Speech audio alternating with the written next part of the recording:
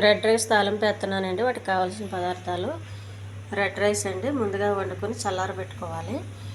పచ్చి కొబ్బరి, కరివేపాకు, పచ్చిమిర్చి, ఒక ఉల్లిపాయ ముక్క చాలండి, ఎక్కువ వద్దు.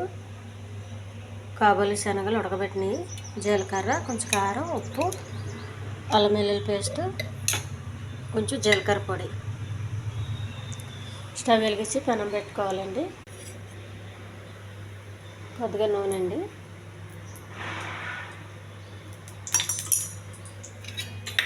కొంచెం జీలకర్ర, కరివేపాకు, కోసి పెట్టుకున్న ఉల్లిపాయ,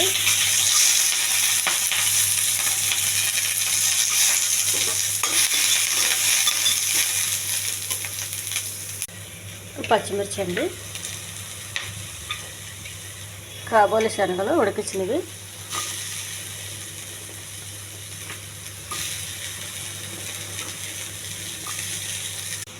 కొద్దిగా అల్లం వెల్లుల్లి పేస్ట్, కొంచెం ఉప్పు,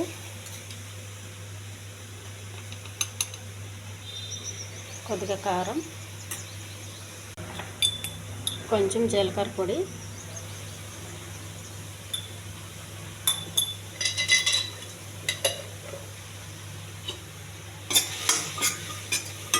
ఈ గ్రేవీ బాగా కలవాలండి.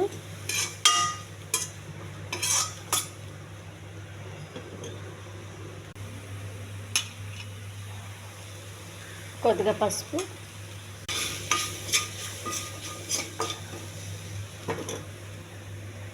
వండి పెట్టుకున్న రెడ్ రైస్ అండి.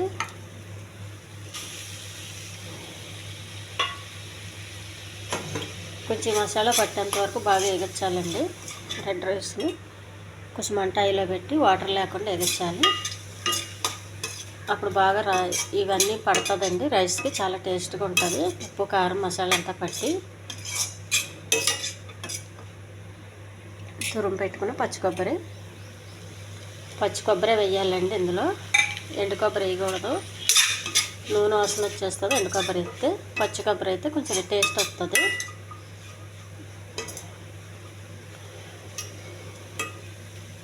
రెడీ అయిపోయిందండి. ఈ ఛానల్ నచ్చితే సబ్స్క్రైబ్ చేయండి, షేర్ చేయండి, లైక్ చేయండి, కామెంట్ చేయండి. ఇది చాలా టేస్ట్గా ఉంటుందండి రైస్ ఇలా చేసుకోవడం వల్ల. స్టవ్ ఆఫ్ చేసేయాలి. పెనం అడగెట్టుకోకుండా ఉండాలంటే పెనం కొంచెం వాటర్ ఉండగానే ఆపేయాలండి. హెల్దీ ఫుడ్ రెడీ అండి.